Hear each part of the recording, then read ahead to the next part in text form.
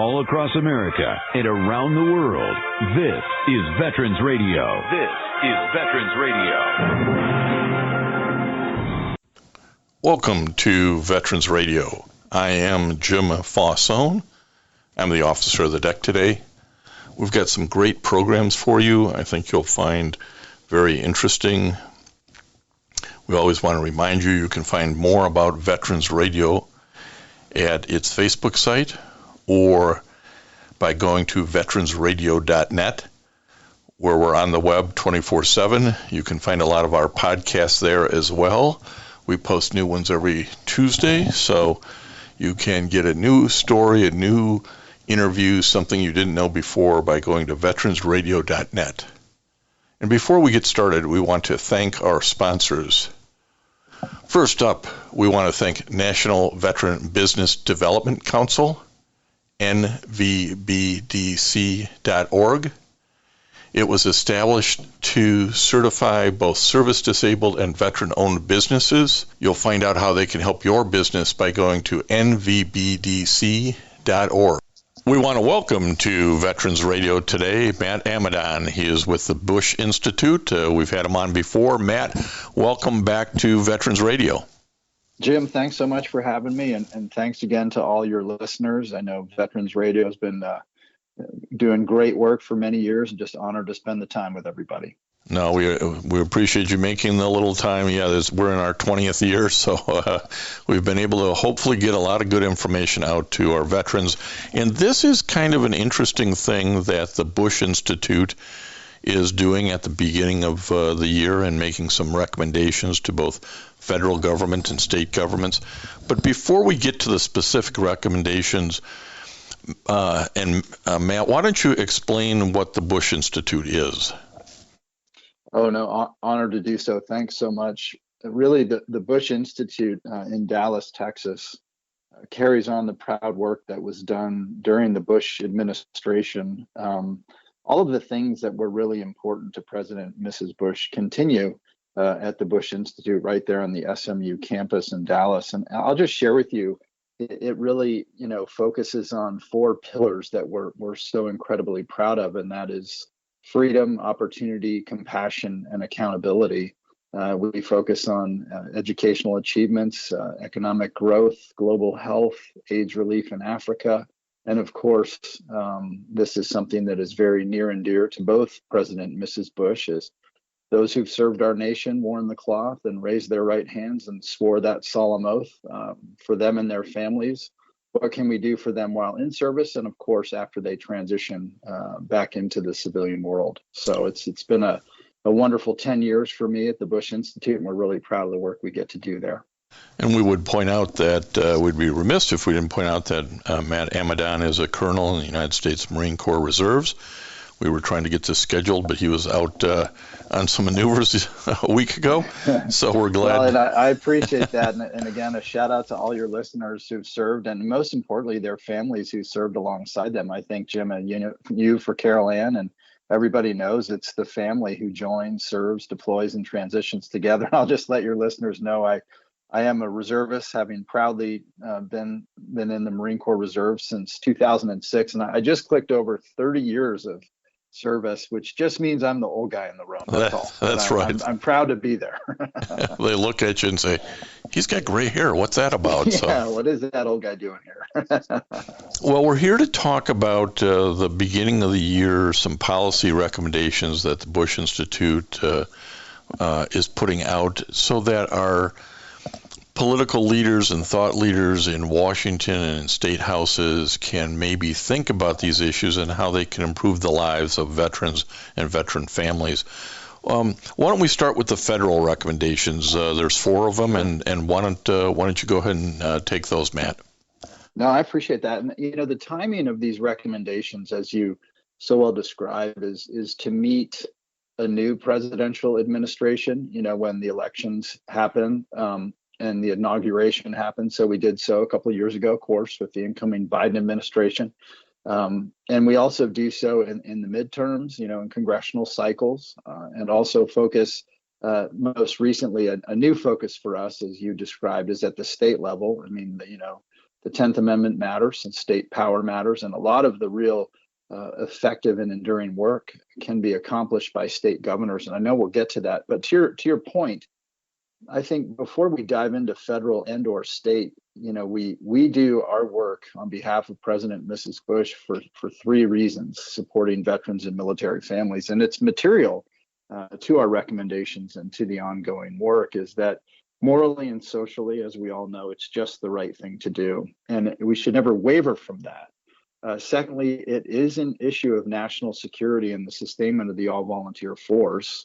And then finally, we firmly believe that this is an issue of global competitiveness and civic leadership. And for the right transition and the right follow-on trajectories, our veterans and their families will come home and lead in our businesses and in our communities, as we should most definitely want them to do. I don't think there's ever a reason, time, or circumstance where we wouldn't want leadership in our communities and businesses. And before I dive in, I'll just point to, as you and I've previously talked about, the departure from Afghanistan. There's a lot of debate there. And again, we're not here to debate that. The point is that we're starting to observe that perhaps philanthropic winds are shifting elsewhere outside of the veteran and military family community. And I'm not suggesting that's bad. I mean, those are natural sort of changes in where focus happens. We're just suggesting that we should always stay focused on outcomes for veterans and military families, because regardless of time and circumstance, about, as you know, 200,000 will transition into the civilian world. So my long-winded lead, Jim, to the recommendations are, this is where we have to acknowledge that no one entity can do it alone. And by that, I mean federal and state government, philanthropic endeavors, nonprofit endeavors, private sector, and community sector. And therefore, our first recommendation to the administration, and it should be led by, West Wing, East Wing, joining forces, big thumbs up to their work, is we need to really just kind of all get on that same big blue arrow. Is what does a national veterans strategy look like? Who should be doing what work, where and when? Where should we focus in limited resources? And we're never unconstrained by resources. And so how can each one of those sectors I described best contribute to the outcomes for vets and military families, acknowledging the three pillars I previously mentioned? So that's the first one, Jim, and I think it really is important. There's examples out there to emulate, one done by our friends at Syracuse, the Institute of Veterans and Military Families, good friends up there in Syracuse, wrote one a number of years ago. Across the pond, our friends in the UK have also written one, although their system of support is quite different. I acknowledge that, but you can get after it, and it really can advance outcomes, acknowledging that you can't focus on everything. So we submit that a national veterans strategy should focus on advancing economic trajectories or the next career, the educational pathways to get there, and optimizing health and well-being. So that's the first pillar. And if you want me to dive into the rest, we can do so. Well, I want to stop there for a minute, because you sort of say, you mean we don't have a national veteran strategy? No, we don't. Just because we think the VA is in charge, right? Well, that's not the strategy. And that's, I think, what you're trying to point out at the Bush Institute is, hey, it's much broader than giving a whole bunch of money to the VA to do what they do, isn't it? We've had a really, honestly, a 10-year wonderful relationship with the VA. Our one-of-a-kind Veteran Wellness Alliance and our check-in tool, which for anybody out there facing mental health or brain health issues for them and their families, just go to veterancheckin.org and get free and anonymous healthcare in all 50 states, Puerto Rico, and DC. In doing so, we couldn't do that without the VA. So you're entirely right. But as you relate the hard work to those three pillars of the moral and social, the national security issue, and global competitiveness, your point is well taken. And the VA is crucial and instrumental to that end, but it is not complete, and it requires everybody. Yeah, and there are so many people who do want, and this is one of the things we've always bumped into, there are so many people who do want to help veterans that all too often they overlap, or they are in circles where there's a gap and somebody falls through. So really a national strategy that really helped line up philanthropic, public-private partnerships, VSOs, the VA, Pentagon, DOD, the whole thing would really got get a role to play. Yep. And a strategy, again, a strategy, again, is not just a poster on a wall. A strategy is concrete, fundamental steps sectors can take to focus, constrained resources. And that's what strategy is all about. It's about prioritization of resources. And we believe those three lanes of effort, which are employment, education, and health and well-being, are something where all stakeholder sectors should focus on that. And many do. I'm not suggesting they don't. I'm just saying let's publicly state that and make very public our willingness to focus on those, because those appear to be the three fundamental pillars that really impact success in transition, success in follow-on trajectories, or lack thereof. So that's a big picture item. I think a lot of people would say, yep, we don't have one, that ought to be one. So what's the second recommendation here on the federal side, if you will?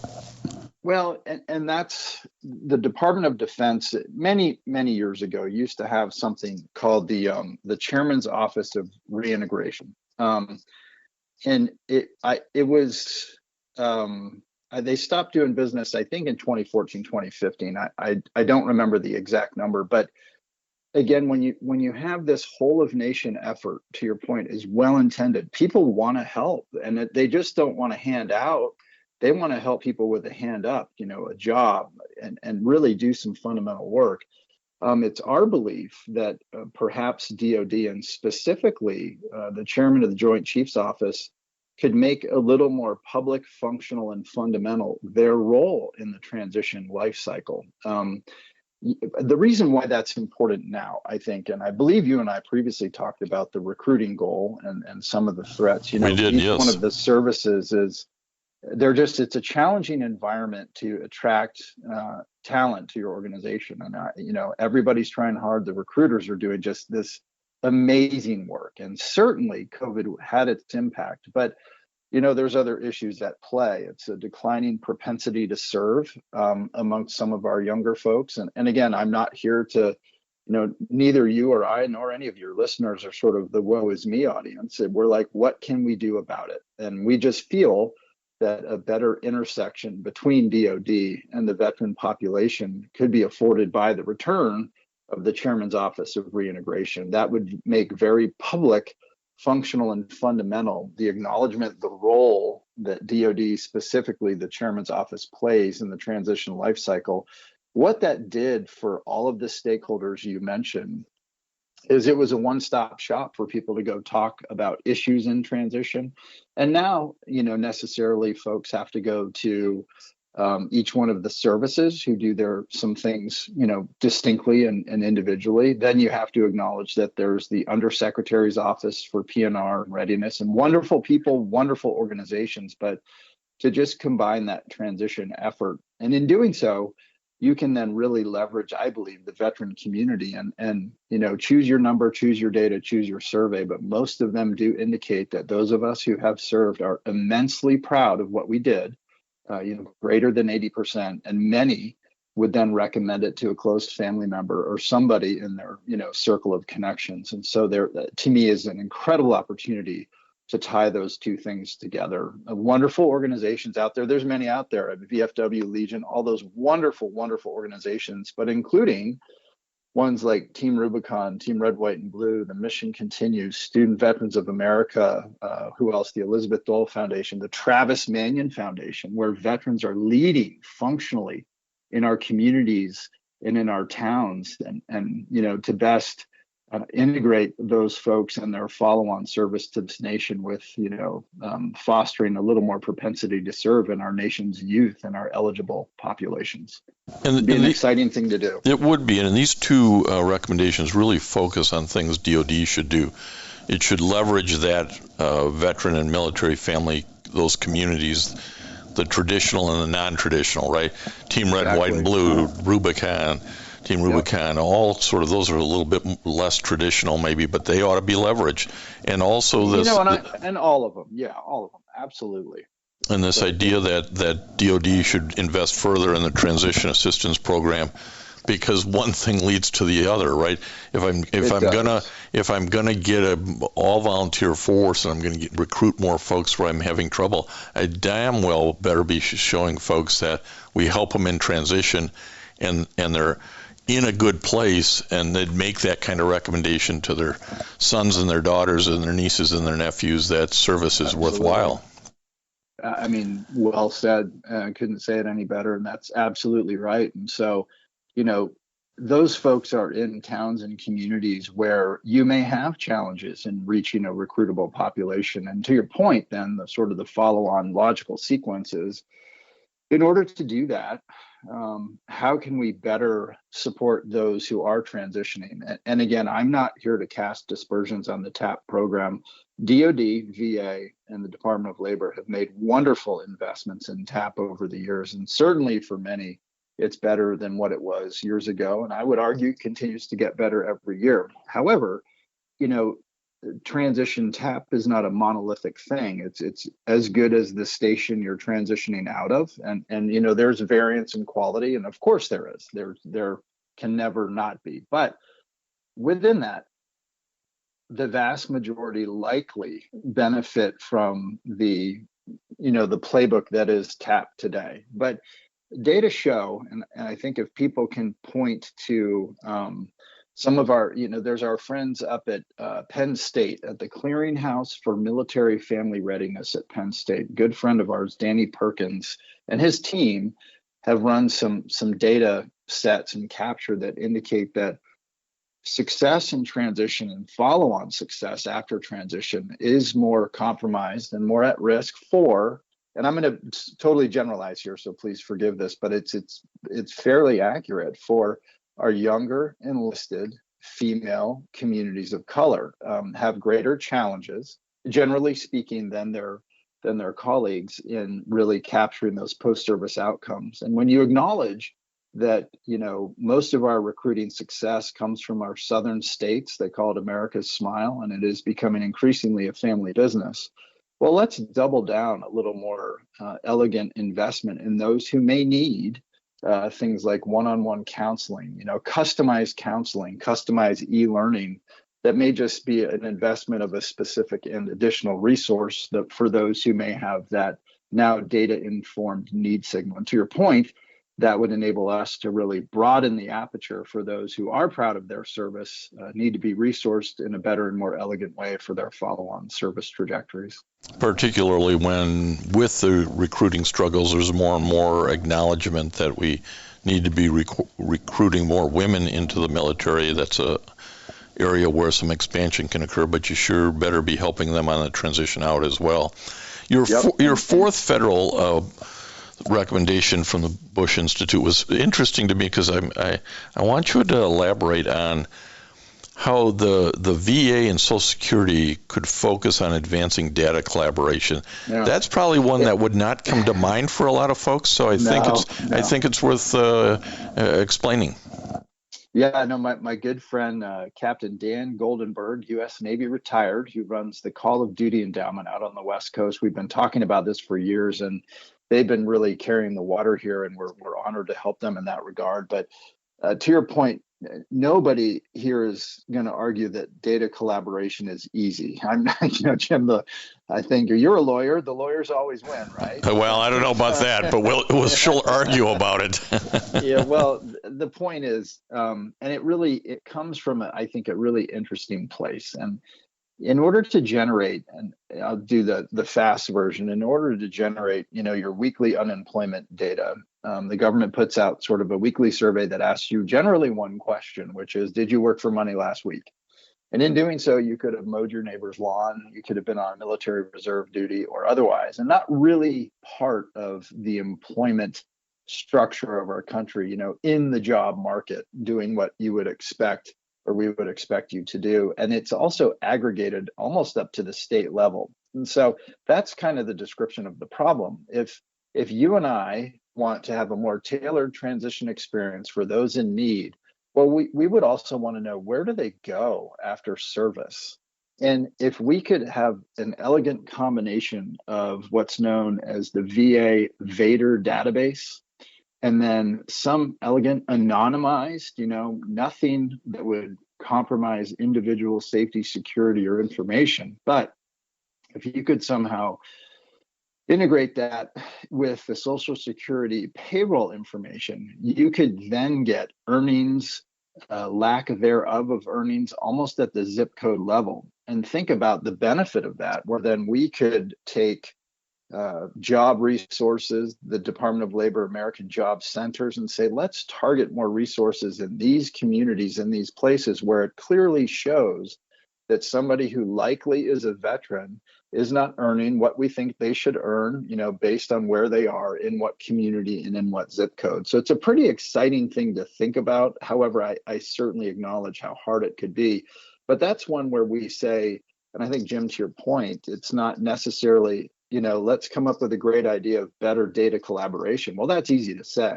But this one is actually a functional example of data collaboration that could happen and really result in the information necessary to target resources to those in need. And if you think about return on invested dollar, my goodness, what better way to do it than with that? Well, it really is an interesting thing, because you have all this information being collected, but unless it's done as accurately as possible and as timely as possible, it just sort of goes on the shelf. And really what we're saying here in this recommendation, I think, is, hey, you guys have the opportunity, because you are collecting the data. It can be done accurately if matched up right, and it can be timely, and then we can use it. Veteran resources can use it to make sure we're helping the veterans at the time and the place that they need to be. It's an interesting idea. On a weekly basis, you could do that almost. And you could also, the smart people could come up with almost a dashboard to say, in these parts of our country, we're starting to see, differentiated unemployment. It may, at the state level, it may be 4.5%, which is pretty good. But in these, 12 counties, it's 12%. Or, if you're going to get super sophisticated about it, in these 12 counties, we can certainly see indicators that certain folks are underemployed and not earning as much as we think they should. So not only but underemployment, and both are very, of course, impactful on a family's financial stability. Oh, absolutely. That underemployment is also a very big problem. And again, hard to define. And particularly for certain classes of veterans, and they may well be those that you mentioned earlier on, more difficult transitions like women and underrepresented minorities. Right. Very interesting federal recommendations that can get some traction. Let's turn to the state recommendations, which I thought was a nice add here, because there are a lot of more progressive, nimble, active state houses that can make changes much quicker than they do in D.C. So these recommendations are also very important. I think you're hitting on the ultimate question of where the rubber meets the road. And, for 10 years, we certainly have focused our megaphone at the federal level, but within the last 2 to 3 years, you can't ever delink federal intent with state delivery. And states like, and I'm just going to choose a couple states, but there's so many out there doing just wonderful work that really needs to be highlighted. And Texas, Arkansas, North Carolina, New Jersey, just all really getting after it and trying to advance outcomes. I think it's important just to recognize that states have ready levers they can pull to do things that remove barriers to economic opportunity. I point back to, it was a number of years ago, Utah passed something very interesting. This is, Jim, that kind of sort of triggered our interest at the state level. But a number of years ago, Utah passed what's known as Senate Bill 227, I believe it was called. And it basically allowed for, out of the passage of the legislation, for universal reciprocity for, I believe it was military spouses who had nursing degrees, so that if a military family moved to Utah, that military spouse was immediately employable in the state of Utah in the healthcare industry without having to pass. And some states do require you to pass, the state licensing boards, right? Which that comes with a cost and a time. And so if you really think about that and now expand it, it's almost the infinite opportunity across any profession that's licensed, psychiatry, healthcare, you name it, teachers in some ways.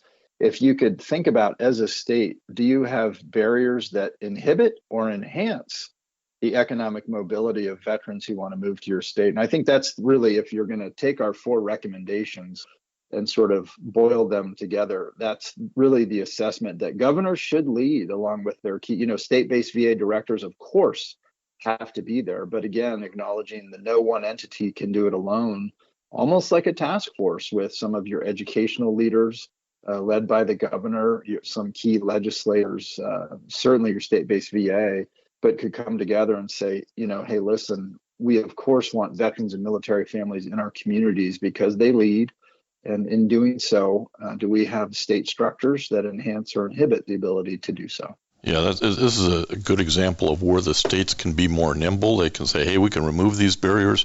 We can give reciprocity. We can give credit for that military experience so that you can come in and get to work, whether it's a EMT or a nurse or you've been driving trucks for the Army. You ought to be able to drive them on our roads. All of those kinds of things, there are all kinds of impediments to it. And if you're a state that is looking to expand your population, I would argue you should remove these kind of barriers and let the men and women who have been serving and gained those skills, attract them to your state to apply their skills.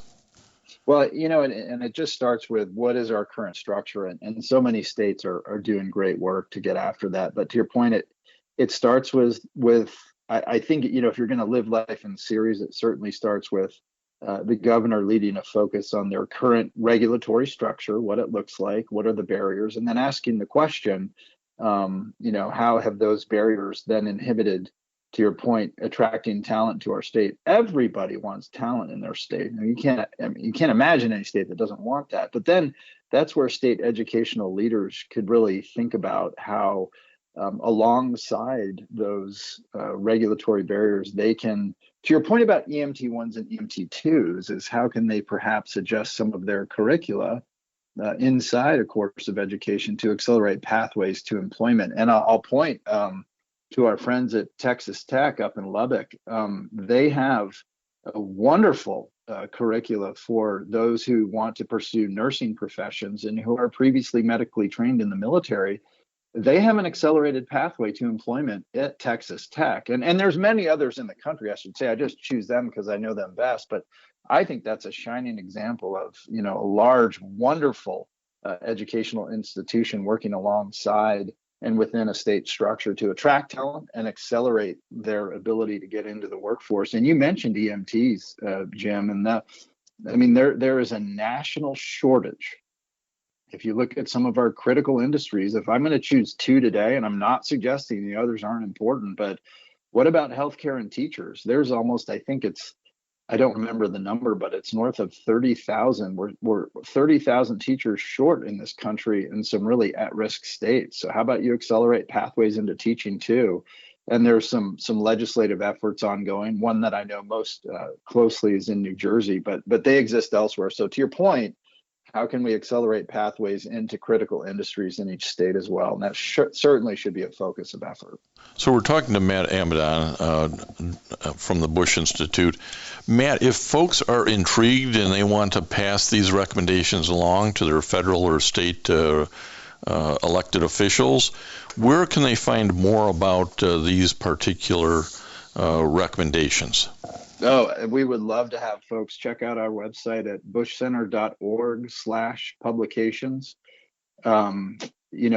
Honestly, Jim, look me up on LinkedIn as well. I am happy to share them there. It's just Matthew Amidon. But in doing so, you can not only see our veteran and military family policy recommendations, but of course, our other recommendations as well across our programs. And we're very proud of those. We have some immigration policy recommendations, economic growth policy recommendations, educational reform policy recommendations. And so, please check us out at bushcenter.org and spread them far and wide because, again, we have to continue this megaphone and this drumbeat of support and to our, the beginning of our conversation, regardless of time, circumstance, or context. it would just be really shocking to me if this nation didn't want to leverage the immense talent transitioning out of DoD every year, which again is in the neighborhood of, what is it, plus or minus about 200,000 folks every year. So let's get after it and make sure that they have the follow-on experience they so richly deserve and our nation so richly needs. Absolutely. Again, Colonel Matt Amidon, Director of Veterans and Military Families at the Bush Institute. We appreciate you taking some time today to talk to Veterans Radio listeners about these kinds of national and state recommendations. Honored to take the time with you and your listeners, Jim. Thanks so much, and look forward to the next opportunity. You got it, Matt. Thank you. And I want to thank everybody for listening to Veterans Radio today. I am Jim Fausone. It's been a pleasure to be your host. I'm a veterans disability lawyer at Legal Help for Veterans, and you can reach us at 800-693-4800 or legalhelpforveterans.com on the web. You can follow Veterans Radio on Facebook and listen to its podcasts and internet radio shows by going to veteransradio.net. And until next time, you are dismissed. If you have a VA claim denied by the Board of Veterans' Appeals, contact Legal Help for Veterans at 1-800-693-4800.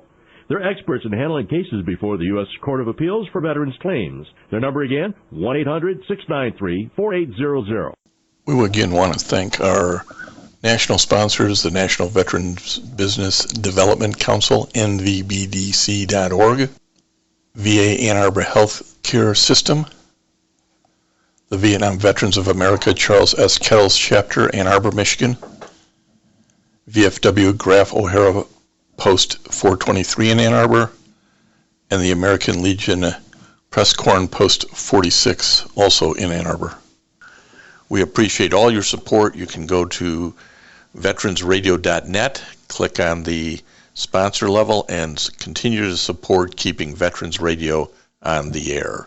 And until next time, you are dismissed. Lucky Land Casino, asking people, what's the weirdest place you've gotten lucky? Lucky? In line at the deli, I guess? Aha, in my dentist's office. More than once, actually. Do I have to say? Yes, you do. In the car before my kids' PTA meeting. Really? Yes. Excuse me, what's the weirdest place you've gotten lucky? I never win and tell. Well, there you have it. You can get lucky anywhere, playing at LuckyLandSlots.com. Play for free right now. Are you feeling lucky? No purchase necessary. Void where prohibited by law. 18+. Terms and conditions apply. See website for details.